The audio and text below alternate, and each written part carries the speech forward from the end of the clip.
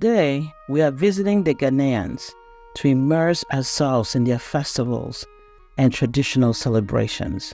The truth about Africa from Africans.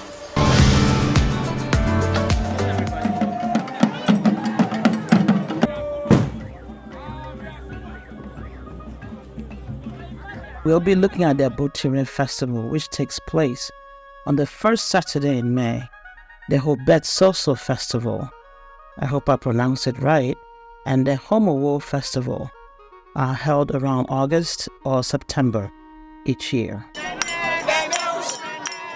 Aboakyer festival is celebrated by the Efetutus of Winneba, who are generally located in the central region of Ghana.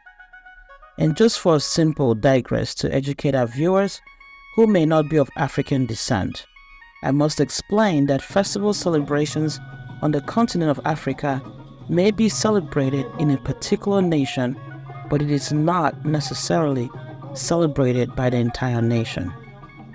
Historically, the entire African continent was divided by nation-states, kingdoms, and chiefdoms, based on tribes who spoke the same language and adhered to the same beliefs and traditions.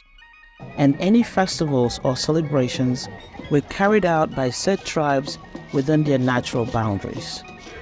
With the coming of Europeans and eventual dividing up of Africa among the various European nations, most of the modern-day African nations were birthed largely through a forced unification of tribes by the colonizers and a joint fight for independence from colonization. So when festivals are celebrated, it is common as we go through this series on African festivals to see festivals being celebrated by only a particular tribe within a nation. This is different from, example, the Mardi Gras festival in New Orleans, a city in Louisiana, United States, which is celebrated by all who care to attend. Or another example would be the St. Patrick's Day festival, celebrated by all of Ireland and the Irish in diaspora. African festivals are unique in this regard. With that said, we turn our attention back to the Aboakyer. As I said in the beginning, it is celebrated by the Efetutu tribe.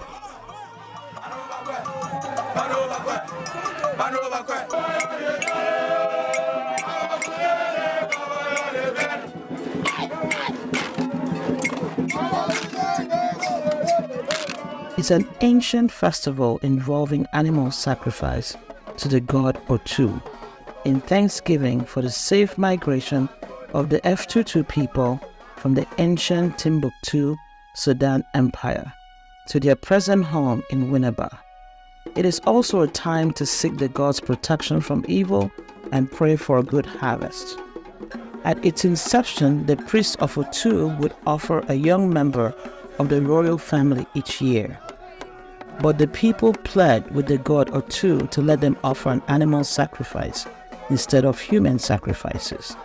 Legend has it that Otu agreed to substitute the sacrifice of humans for the sacrifice of a wild cat, a leopard, a tiger, an animal in the cat family, provided it was caught alive and beheaded before the gods.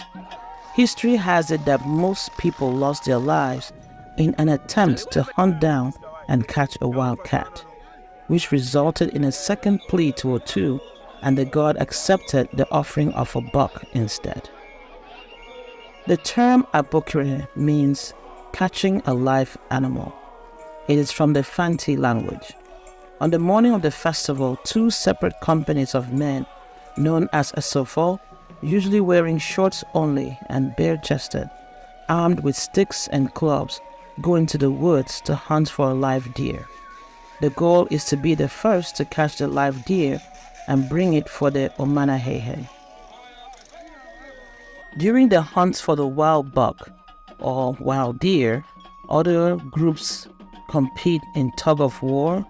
At the beachfront, they compete in other activities that show prowess and agility and strength. And the first Asofo company to accomplish the hunting and catching of a live deer is the winner of the festival. After this ritual, the Asofo companies perform and participate in the ritual of sanctifying the deer and sacrificing the deer before their god or two, in the presence and attendance of large crowds of people.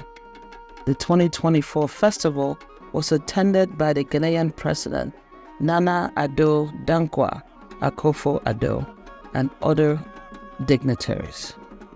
As you look through the videos of this festival, which occurred in 2024, most recently, you would notice that the tug of war also include groups of women as well as men. It includes a boat regatta, competitions on boating, and seamanship. You will also notice a group of Asofa men clad mostly in shorts or loincloth with their face painted and their chests bare as they head towards the forest for hunting. The women are actively involved also and participate in the tug of war and other festivities. The Fete Dipri festival, celebrated in Ivory Coast, also known as Côte d'Ivoire.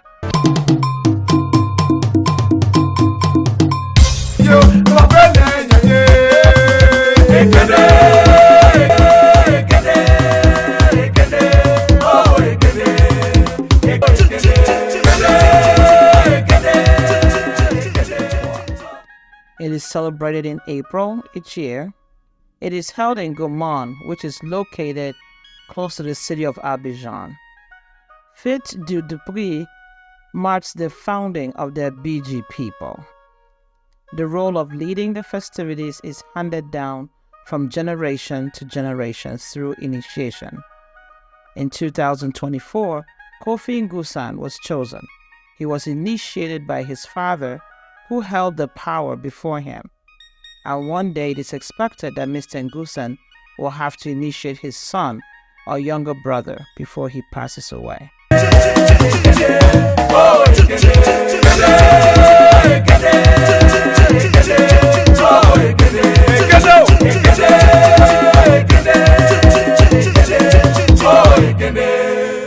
History has it that the BG people belong to the Akan group originating from today's Ghana. The ancestors of the BG people fled from Ghana during the War of Succession led by the Fantis of Ghana. They fled until they arrived at the Homowo River, and a BG ancestor was sacrificed to save the rest of the clan from famine. That's why it is also called Blood Festival, because blood flows from the wounds inflicted on themselves by the men when they're in a trance. During the festival, after purification, the initiates cut themselves in the lower abdomen with a sharp knife until they bleed. This self-mutilation occurs while the young men are in a trance. The actual start of the festival is announced by the talking drum known as Koko Biakri. On the day of Dipri, no soul is allowed to enter or leave the village, and no one is allowed to have sex on the night of the festival. It is a festival of healing and restoration. Prior to the day of the festival, people are encouraged to settle their differences and make peace with each other. The Dipri begins at 4 p.m. Everyone is dressed in white in preparation. Prior to that, at midnight, the women and children sneak out of their homes in the nude and carry out cleansing rites throughout the village to cleanse it of evil spirits. There are animal sacrifices, and each initiate paint their face with white kaolin powder. Some drip the blood of the animal sacrifice on themselves at daybreak. Some drip the blood of the animal sacrifice on themselves. At daybreak, everyone congregates in the village square at the leading of the festival leader. It is a rather gruesome festival to watch. There's eating of raw eggs and raw bananas. It is believed that in the spirit, the raw eggs and the bananas are actually, the eggs are cooked and the bananas are actually ripe. But in the physical, they appear raw and unripe, respectively. As they eat these eggs as they eat the raw eggs and the bananas, the people go into a trance. The initiates go into a trance, and they engage in the self-beating and mutilation, which I mentioned earlier. And they do this all the way until they get into a frenzy. As you watch the video, you will notice a lot of the initiates don't even appear to be conscious of themselves or what they're doing. During this festival, the tombs of the dead in the village are lit by candlelight. This frenzy will continue until past midday, until it is called to order by the festival leader, which, like I said, for 2024 is Mr. Kofi Ngusan. Now, if you plan to attend this festival, be sure to arrive at least 2 days before the event, and be sure to have a trusted guide with you. You will not be allowed into the village once the festival begins. Once the night watch begins, where the young women are out and about in the nude, doing the ceremonies and the cleansing, and you will not be allowed to leave if you're in the village. So you have to be willing and able to stomach whatever you observe and show respect. This is their culture. It's different, it is unique, and it's probably difficult to accept by most, but this is their culture. So you have to show respect for their culture and their beliefs and the way they celebrate it. And I believe in one of the videos, the young man is making a case for the fact that everything African is not demonic. Everything African is not satanic. Some things are simply what they are. You just don't understand them, and they're just not black and white. Most Western society would see some of these festivals as barbaric, as demonic, as evil. But a lot of these celebrants, they go to church. They are pastors. They are nurses. They are doctors. They are moms. They are farmers. They are engineers. But on this day in April, they remember the sacrifice of the ancestors that saved the life of the clan and allowed them to be alive today and living in a much more peaceful part of Africa as opposed to being in ancient Ghana. So just watch with an open mind and happy celebrating.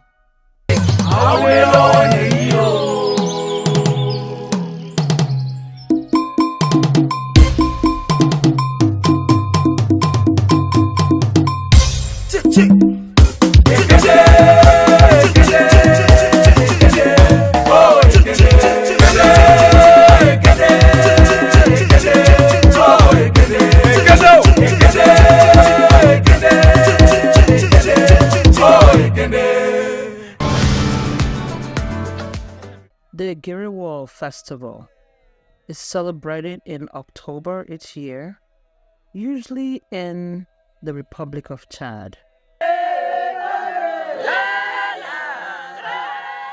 This festival is celebrated by the semi-nomadic Mborero people of the Republic of Chad who migrate in and around Cameroon, Nigeria, and Chad. The Gerewol festival is a festival of love, a seemingly strange courtship ritual. The Mborero tribe, or Wudabi nomads, gather near N'Djamena, which is the capital of Chad, in the region of Douabali. They gather to celebrate the Gerewol festival. The origins of this festival is lost to history, but its purpose can still be appreciated in our modern world of speed dating and dating apps.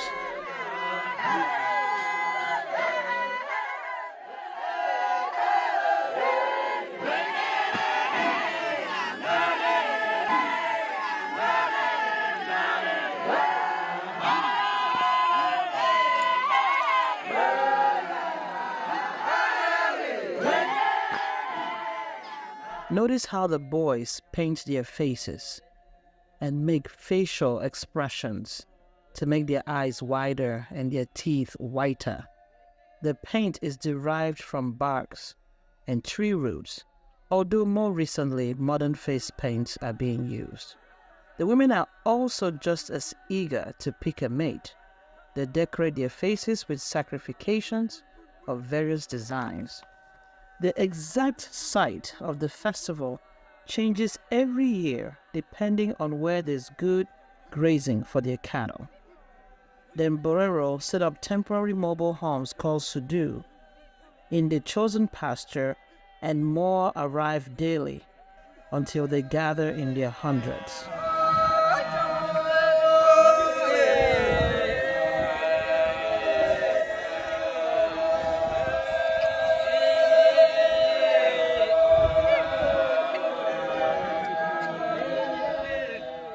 More than just a courtship ritual, this festival also serves as a unification of the various Wudabi nomad tribes.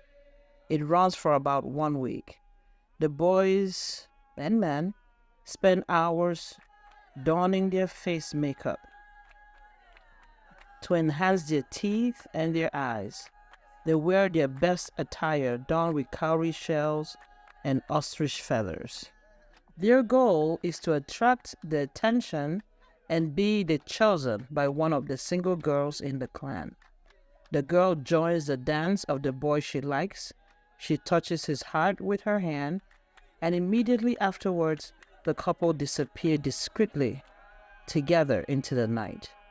This scene repeats itself over and over throughout the 7-day event until every single eligible girl has hopefully picked a boy. During the Gerewol festival, spontaneous bonds develop into permanent relationships or one-night stands.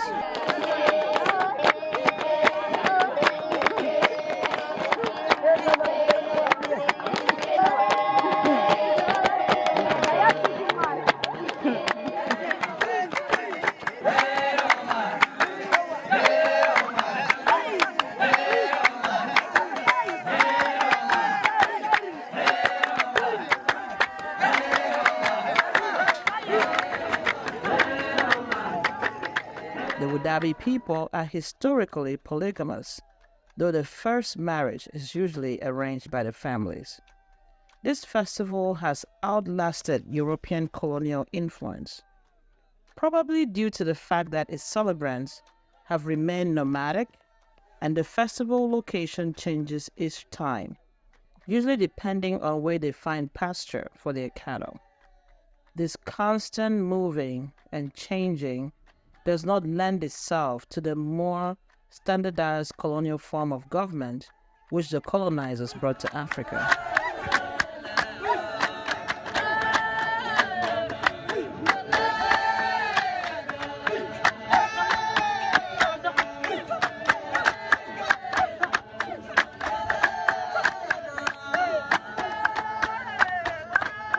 Thus, the Wudabi have defied that era of colonial rule, and they continue their way of life which flies in the face of modern-day speed dating, dating sites, and bar crawling.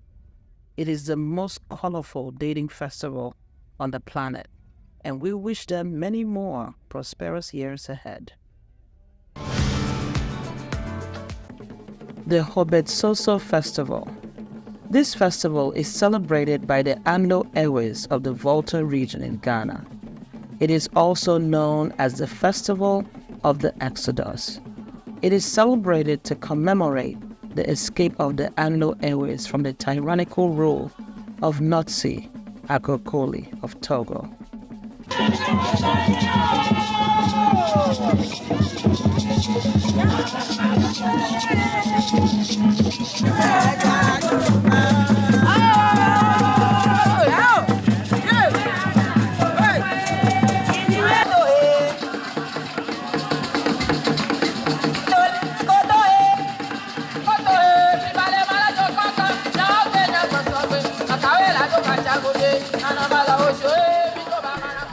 The festivities are celebrated in the Volta region of Ghana, known for its extraordinary scenic beauty, bordered by the Volta Lake to the east, Atlantic Ocean to the south, and Togo to the west. The Volta region boasts a landscape of rolling hills and valleys with rocky outcrops, lagoons, and rivers.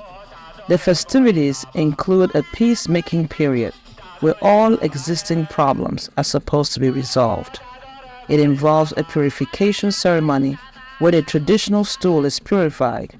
There is a general cleaning of the villages and towns, compounds, roads, and public areas are swept, and rubbish is burnt as part of the purification. The cleaning ceremony begins at the Volta estuary and goes on for days until it reaches the Mano River in the Republic of Benin.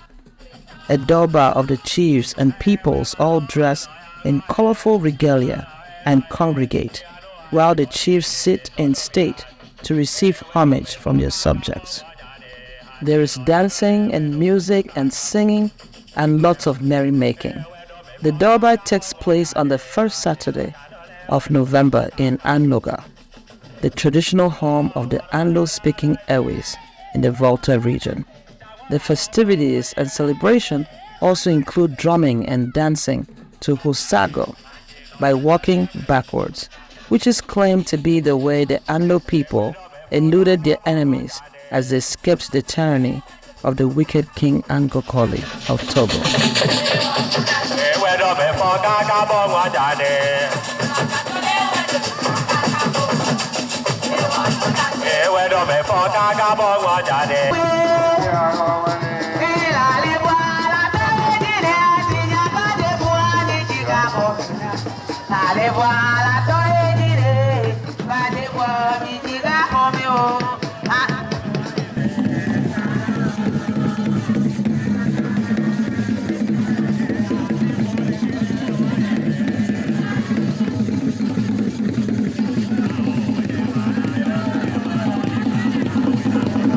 In 2019, King Torbi Agokoli IV from Notsi in the Republic of Togo graced the Hogbetsotso festival in a symbolic gesture that the Anglos no longer need to fear the Angokoli like they did his ancestor who caused their exodus in the 17th century.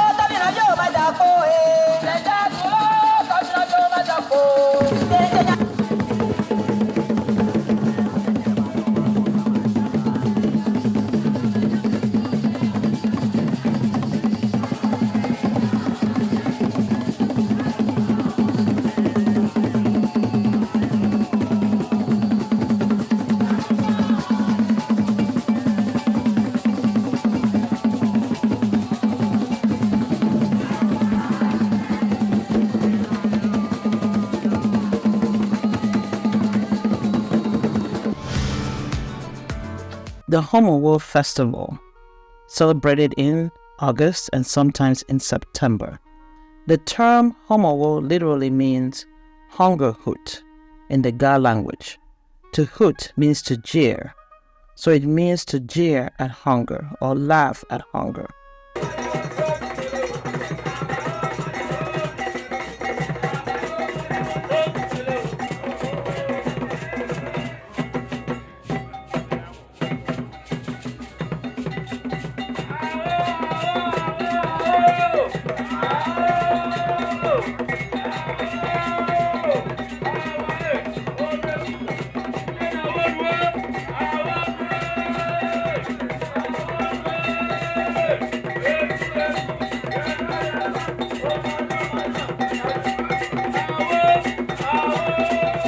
This festival is celebrated around the end of August and sometimes in September each year. It was started during a period of hunger and famine which greatly affected what is now the Accra region of Ghana, populated predominantly by the Ga people. There was no rain in the region for a long while, and the crops failed, and the Ga people experienced famine and hunger. When the rains returned to normal, the Ga celebrated the first Homowo festival to jeer and laugh at hunger. The celebration begins in all the towns of Ga and culminates in Gamashi. Although the Homowo festival is celebrated in a day, it traditionally begins with the planting of the millet or maize at the beginning of the planting season. The maize or millet is harvested and is used to prepare poi poi, a meal which is eaten at the festival. During this period, which is a month-long period of silence, with fasting and prayers are observed as noise. During this period of a month-long silence,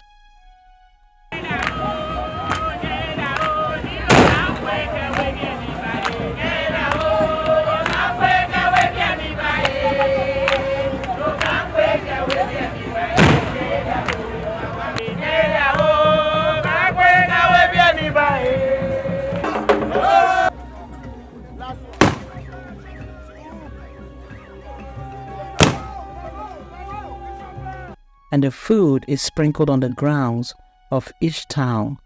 The sprinkling is carried out by traditional leaders and family heads. During the process, crowds from the various towns march down the roads and side streets playing traditional drums with painted faces, chanting, singing, and dancing. The Homowo festival of the Ga tribe is believed to have its roots in a Jewish lineage and the Jewish tradition of Passover. It is believed that the Ga tribe was originally made up of Jewish people, which informed the thought of celebrating Homowo from their ancestral celebration of Passover, which marked the Jewish deliverance from slavery in ancient Egypt.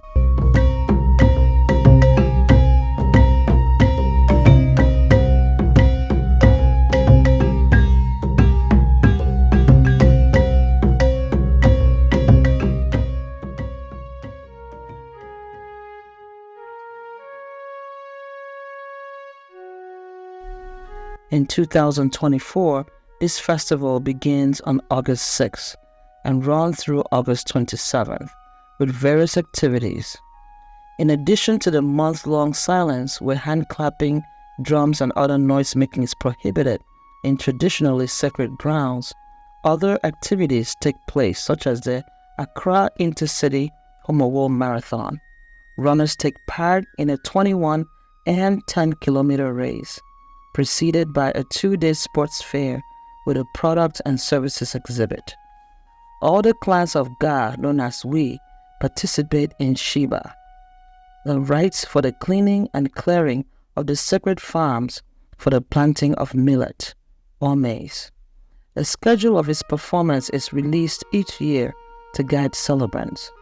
7 days after the cleaning and clearing of the sacred lands, the planting of the sacred millet on the sacred lands begin, and 3 weeks after this is the harvesting of the sacred millet from the sacred lands. In 2024, the ban on noise-making began on May 6, 2024, and was lifted on June 6, 2024. Between these dates, the Homowo activities of cleaning and clearing, planting and harvesting the sacred millet occurs, followed by yam feasting and celebrations for each clan. Pretty much each week in August, there is a celebration by each clan, climaxing or culminating in Gamashi. So it is a carefully crafted series of activities on set dates leading up to the actual festival or celebration. Homowo is a thoughtful festival which shows respect for the earth and the sacred process of farming and food production which we often take for granted. The fact that the earth would produce food for our daily consumption and survival must always be appreciated as God's divine providence and never taken for granted. Opobo Uruan Festival. This festival is celebrated in the area of modern-day Rivers State in Nigeria. It is commonly called Opobo Boat Regatta Festival, mostly by outsiders, who tend to focus on the colorful boat racing. But for the descendants of King Jaja of Opobo, this festival is called Opobo Uruan, and it involves more than boat racing, although the boat regatta is an integral part of this festival.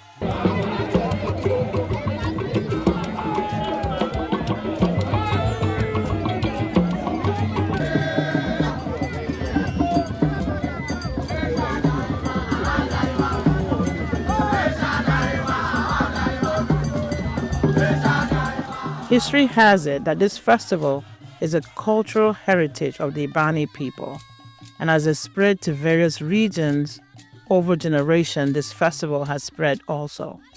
Today, the festival of Uruan can also be found in communities such as Boni, Andoni, Egwanga, and Opobo. This festival is celebrated from about December 23rd to January 1st. The boat regatta part of the Uruan festival centers around the 67 war canoe houses of Opobo Kingdom. In times past, the war canoe house was a system of political government and made up the military arm of the kingdom, and also engaged in very sophisticated sea battles, which withstood British monarchy's trading ships and carried out war campaigns up and down the Bight of Boni, all the way to what was then Ivory Coast, in present-day Ghana.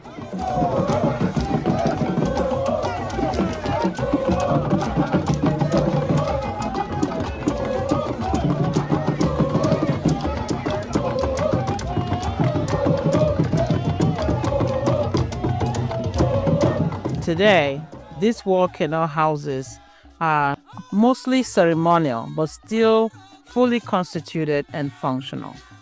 The Uruan festival in Opobo Kingdom was originally celebrated by the Ndoki people of present-day Abia State, who had long-standing trade and marital interactions with the Ibani people of Bani and Opobo. The Ndoki people celebrated Uruan in worship of their deity, known as Otam, and Uruan was the masquerade used to represent this deity.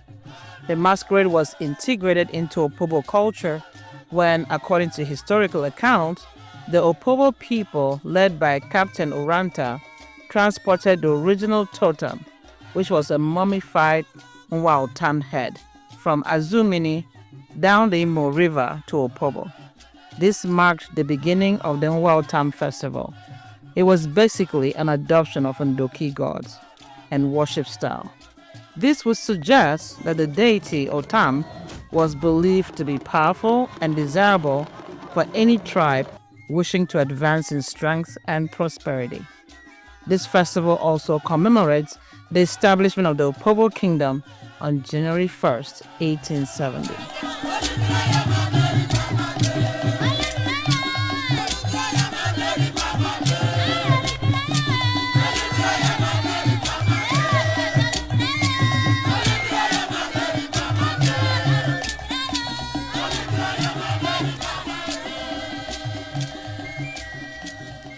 In the days leading up to the festival, members of the Uruan masquerade group, known as Umpa in the native language, engaged in a period of spiritual preparation. They spent 7 days in the cemetery or in the forest paying homage to Ndiichi, which is the ancestors, and fortifying themselves with spiritual power. The members of the group are all men. During the period of spiritual purification, the men eat a strict diet of yam, plantain, or corn, which they prepare themselves, and they must avoid foods prepared by women. While this happens on land, tribal groups and clan members of each volcano house spends the night at sea, engaging in ritual cleansing and prayers to ward off evil. On the night before the revealing of the Nwautam masquerade, members of the public congregate at the seashore and some in boats on the sea and hold a nocturnal vigil, setting the stage for the masquerade's entrance. The festival officially starts with a procession along the seashore. Each age group presents with its own version of Nwautam masquerade, contributing to the festive atmosphere and performing unique rituals and dances. The Nwautam masquerade is a focal point of the festival. The masquerade is adorned in striking black and white outfits, embellished with raffia and bells. There are lots of traditional drums, dances, and music. After the masquerade display comes the boat regatta, known as Iyeke, water displays. Each boat is adorned and decorated with each clan's colors, carrying 40 peddlers and a couple of drummers who chant and sing as the peddlers move in rhythm to the music. In the midst of all these festivities is a communal feast where traditional dishes are shared, reinforcing the sense of community and togetherness. Families return to Opobo from various parts of Nigeria and the diaspora for this festival.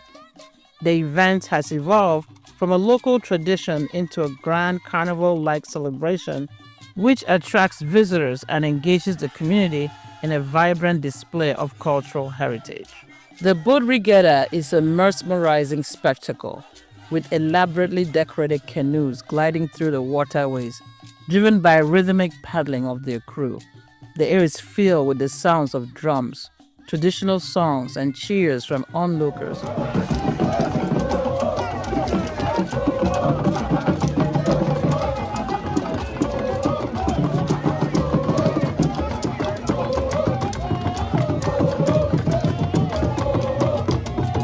Creating an electrifying atmosphere that captures the spirit of the Opobo people.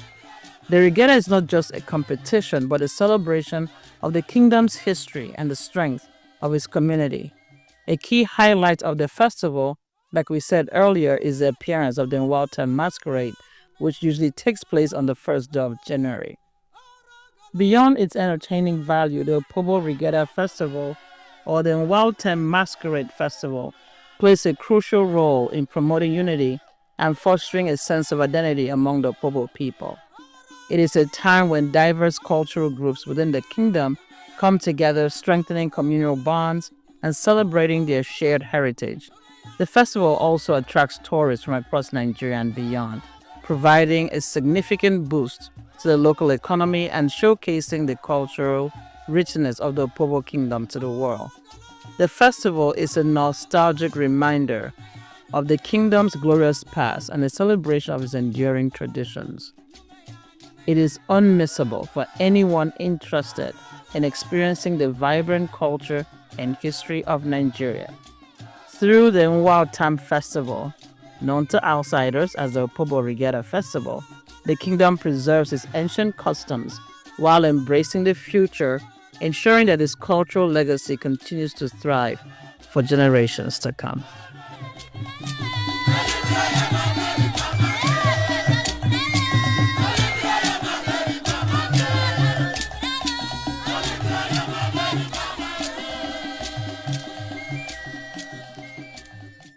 Iboku Uruan Festival. The Iboku Uruan Festival is celebrated by the Uruan people found in southern Nigeria in Akwa Ibom State.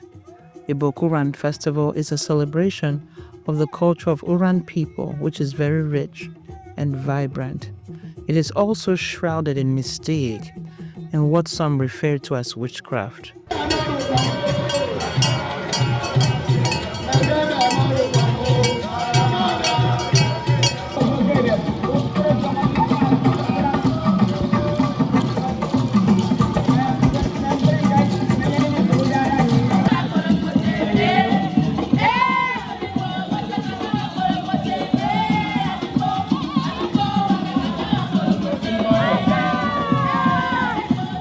Because this festival is a celebration of the Uran people, we will start by looking into their history as a people.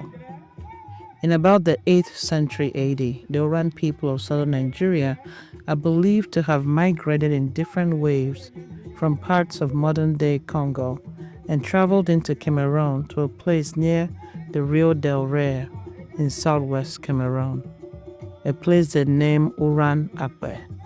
This is located near the modern-day border between Cameroon and Nigeria.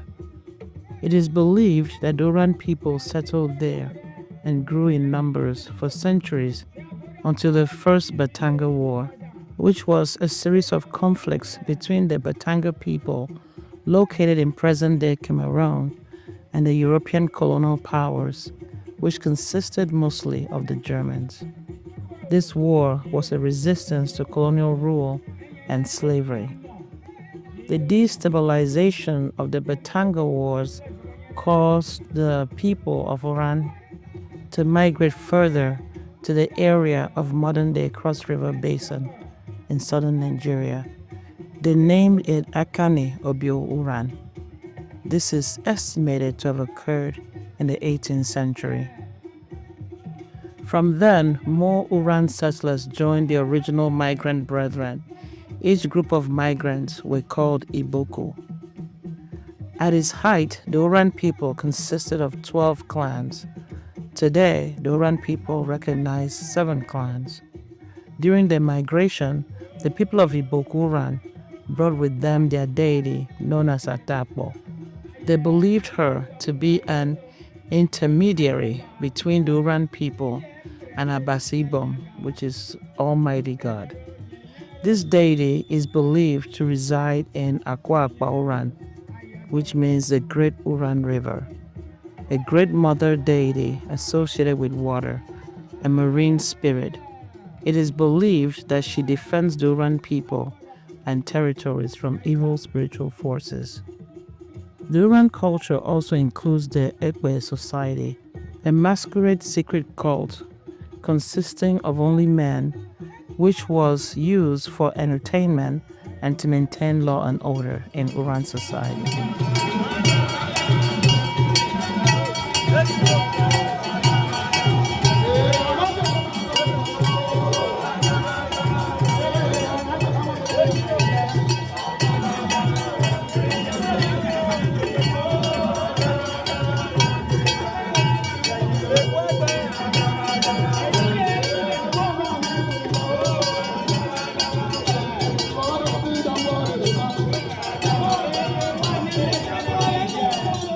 In pre-colonial times, and even for several years after Nigeria gained her independence from colonial rule in 1960, the Ekwe society continued to serve as the police of the community in Uran clans. The Uran people also have the Ekong society, which serve as the military arm of the tribe. Today, the Ekwe society is mostly for entertainment, though members of the society still participate in rituals before the unveiling of a new masquerade at the Iboku Uruan festival. As part of the worship of the deity Atapo, the women and men of Uran perform a dance called Ekombi. This dance mimics the waves of the sea and honors the marine spirit. It is believed that the dancers do get possessed by this deity. The dance attire are very bright, cheerful, and colorful. Dancers wear elaborate headgear and combs that have been passed down through generations, and the men of the Epe society join in what is usually a very vibrant festival. The Iboku Uruan festival is a celebration of all that is Uran, their deity Atapo, her people, the worshippers, the rituals of worship, the Ekpe and Ekong society, and the traditional attire and the food. On the morning of the Iboku Uruan festival, which is held yearly in December in Mbiaya Uran, in Uran local government of Akwa Ibom State, Nigeria, the festival is organized by the Ekpe society. The chief and his entourage are welcomed to the Efe, also known as a circle of meeting. Then there is a procession in dancing and loud music with the playing of the obodom, which is a native drum, and the cheering of the people. Various Ekwe society process and various groups of Ekombi dancers, Abang dancers, and Nyok dancers process and are cheered on by onlookers. I must add here that the Ekwe society is not only indigenous to the Uran people. This society actually flourishes in most of southern Nigeria among the people of Ibibio, FX, and Oro of Akwa Ibom State. Even the Aruchuku of parts of Abia State also participate in the Igbo society. The society is very active and is considered very prestigious and mysterious in this part of the world. Egbe is believed to be a mysterious spirit that lives in the jungle and presides over the society's ceremonies. Members of the Egbe society are said to act as messengers of their ancestors, also known as Ikan. The society's economy is based on its tribute to the village ancestors. So only men can join the society, and boys are usually initiated around the age of puberty. Members are sworn to secrecy, and an entrance fee is paid. So there's dues paid to become part of the society and to maintain the membership in the society. So it is considered very prestigious to be a member of the Ekwe society, and it does come with spiritual implications for those or the young men who choose to join. But during this festival, the Ekwe society really runs the show. The Kombi dancers are backup dancers, the Abang dancers are backup dancers, and the Nyok dancers are also backup performances during these festivals. As you observe the Kombi dancers, you will notice their outfit is very cheerful. They represent a message of peace. The ladies wear what is called ikporidem, which is the small cloth around their chest. They wear afong Uruan, which is a small cloth tied around their waist. And they wear ananubok, which are the long beads that the dancers wear around their waist. And they wear ekpakubok, which is the multicolored velvet armband. And finally, there's what is called umparetem. These are the small bells attached to the velvet fabric around their ankles. Some of them go beyond the ankles up to the calf. Each of these articles of clothing is required to complete the Ekombi dancer's outfit, and each of them have their own spiritual meaning. The Ekwe society, on the other hand, consists of different masquerade groups carrying different Ekbo, which means spirit. Ekbo is believed to be the return of the soul of the ancestors to the land of the living in the form of masquerade, and to participate in the community. So when masquerades are revealed, it's believed that the souls of the dead are embodied in that masquerade, and through that they come back and they interact with the living. They participate in wedding ceremonies, in funerals, in anniversaries, and even in the Iboku Uruan festival. So the Ekwe society participate or actually have performances at weddings, at funerals, at anniversaries, and pretty much anything that is community-based and is considered a big celebration. So as part of the festival, you will notice a procession, a dance procession, I would add, of all these different aspects of the Uruan culture. So there's a procession of the Abang dancers.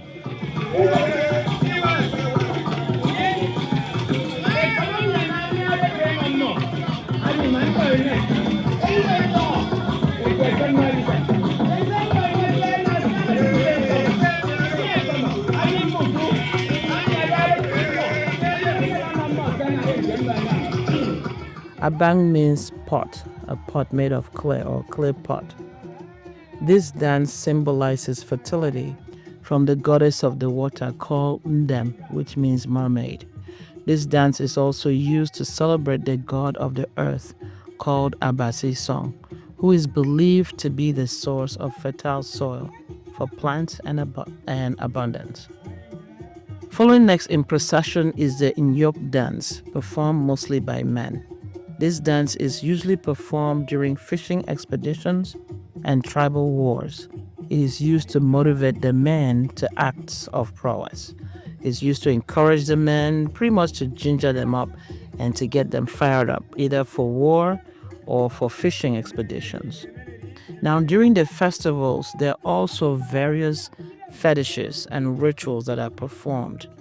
Over the years, these fetishes and rituals have caused the Uran people to be generally labeled as witches. Some of the rituals include turning leaves into money, causing sand to become cooked rice, and vice versa. Getting a human killed by a gunshot. The human gets buried and then is brought back to life. They also profess to cure diseases and remove evil spirits from people. Then there is the food, which consists of various delicacies, such as the wukbia, which is yam porridge, ekpankukwo, which is made from grated makabo yam and prepared with fresh periwinkles. There is also iditaiwa, which is boiled cassava, which is cut up into small pieces like finger food and eaten with dried fish and pepper. So these are very unique delicacies which are germane to the Uran people. For any visitor who participates or attends this Iboku Uruan festival, they would notice that they get to experience all that is Uran, including the Efik language that is spoken there. The entire ceremony is in Efik language. So if there's any visitor attending, they would need to have some way of maybe using Google Translate or something to translate and understand what's going on. But even if you don't understand the language, there's just so much to see, so much to participate in, so much to experience. And there are lots of hotels around the area for tourists to visit, to stay. So it's a very engaging and very bright and vibrant festival, very loud, and it's not easily forgotten.